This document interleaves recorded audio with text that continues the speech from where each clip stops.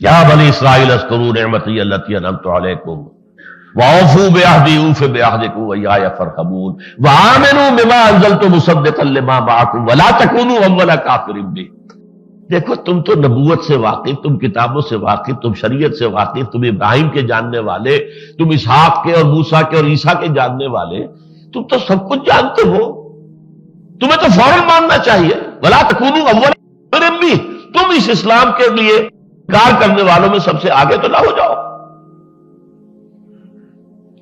حضور کو بڑی توقع تھی کہ مکے والوں کو تو میں نے ٹھوک ٹھوک کر قرآن پڑھایا، وہاں پھر بھی 10 سال کے اندر 100 سوا 100 سے آدمی بات میرے پاس نہیں آیا۔ یہ نوٹ کر لیجیے، 10 سال کی محنت شاقہ حضور صلی اللہ علیہ وسلم، بمشکل 100 سوا 100۔ انہیں توقع یہ تھی یہ تو سب کچھ جانتے ہیں، انہیں تو فوراً ماننا چاہیے، یہ تو منتظر بیٹھے ہوئے تھے کہ آخری رسول کا وقت آنے والا ہے۔ اور آپ کو یہ بھی نکتہ بتا دوں، جو سب سے پہلے 6 خزرجی ایمان لائے ہیں، وہ کیوں ایمان لائے تھے؟ سن 11 کے حج میں یا سن 10 ہی کے حج میں، 10 نبوی، ہجری نہیں، ابھی ہجرت سے 3 سال پہلے، جب طائف سے تو حضور آئے تھے، پتھراؤ جو ہے آپ کے جسم اطہر پر کیا گیا تھا، آپ گئے تھے وہاں کہ شاید وہاں کا کوئی بڑا چودھری، بڑا سردار ایمان لے آئے، تو یہاں ابو طالب کی سپورٹ تھی، وہ فوت ہو گئے ہیں، لہذا میں اپنا کئی مرکز شفٹ کروں، لیکن وہاں تو ناکام ہو کر واپس آ گئے۔ آپ کو خیال بھی نہیں تھا یثرب کا، یا مدینہ تو بعد میں بن گیا، یثرب تو کہلاتا تھا، لیکن اسی سال جس سال کے طائف سے آپ شدید پتھراؤ اور شدید مایوسی اور ایسے جلے بجھے ہوئے، زہر میں بجھے ہوئے تیر جو ہیں باتوں کے، اچھا تو تمہارے سوا کوئی نہیں ملا تھا اللہ کو نبی بنانے کے لیے، جاؤ یہاں سے۔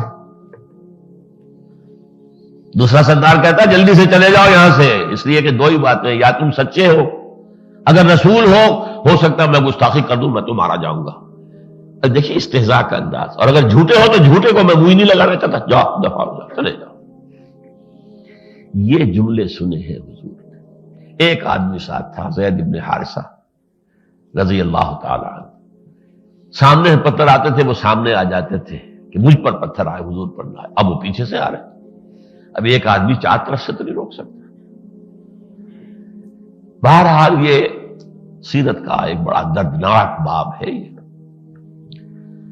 لیکن اسی سال پھر کھڑکی کھلی یثرب کی طرف سے، 6 افراد ایمان لے آئے اسی موسم حج میں۔ ایک وادی تھی، اب وہ وادی نہیں رہی، میں نے اس وادی کو دیکھا ہے، اور چونکہ میں نے پڑھا تھا اس وادی میں حضور نے بیعت لی تھی مدینے والوں سے، بیعت عقبہ اولا، بیعت عقبہ ثانیہ۔ پھر سید احمد بریلوی رحمت اللہ علیہ جب حج کے لیے گئے تھے تو انہوں نے اپنے ساتھیوں سے بھی اسی جگہ پر جا کر بیعت لی تھی۔ ایک عمرے کے موقع پر میں نے بھی اپنے بہت سے ساتھیوں سے اسی مقام پر بیعت لی۔ کسی وادی تھی جو مینا کی وادی کے اور اس کے درمیان ایک پہاڑی کھڑی ہوئی تھی، اب وہ مینا کو چوڑی کرنے کے لیے وہ پہاڑی ختم کر دی گئی، تو وہ مینا ہی کا حصہ بن گئی ہے، تو وہاں پر ترکوں نے ایک مسجد بنا دی تھی کہ یہ جگہ تھی جہاں پر حضور نے بیعت لی تھی صحابہ سے، پہلی مرتبہ سن 74 میں 2 ساتھیوں نے مجھ سے وہاں بیعت کی تھی۔ وہاں اس گھاٹی میں 6 آدمی ملے، حضور نے جا کر بات کہی، اب ان لوگوں نے کنکھیوں سے ایک دوسرے کو دیکھا، آنکھوں میں باتیں کی۔ بات کیا کی؟ یہودی یہ کہا کرتے تھے، جیسے ہمارے ہاں بنیے جو ہوتے تھے گاؤں میں، تو وہ جو گاؤں کے لوگ ہیں، راجپوت ہیں، کوئی اور ہیں، اور وہ کہتے تھے اچھا ابھی تو تم ہمیں مار لو، یہودی کہتے تھے ابھی تو تم ہمیں پیٹ لو، لیکن آخری نبی کا ظہور ہونے والا ہے، جب وہ آ جائے گا ہم اس کے ساتھ ہو کر تم سے جنگ کریں گے، تم ہمیں شکست نہیں دے سکو۔ یہ انہوں نے سنا ہوا تھا کہ کوئی آخری نبی کا ظہور ہونے والا ہے، یہ یہودی کہہ رہے ہیں اور دھمکا رہے ہیں ہمیں کہ ہم اس کے ساتھ ہو کر تم سے جب لڑیں گے تو تم ہمیں شکست نہیں دے سکو۔ آنکھوں آنکھوں میں باتیں کی کہ یہی معلوم ہوتے ہیں وہ شخص. تو اس سے پہلے کہ یہودی ان پر ایمان لائے تم ایمان لے آؤ.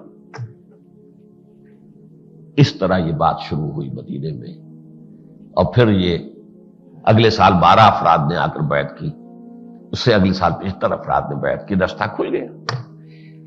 تو اب وہاں پر جو چھوٹی سی ریاست بن گئی وہاں قانون کی ضرورت تھی. اب قانون دیا جائے، معاشرے کو صحیح بنیادوں پر استوار کیا جائے.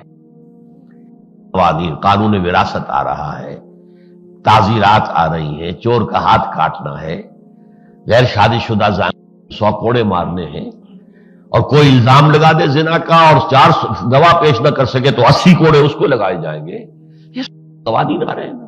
وراثت اس طور سے ہوگی، وضو اس طرح ہوگا، تیمم اس طرح ہوگا. یہ ساری چیزیں جو ہے یہ ان صورتوں میں جو مدنی ہے.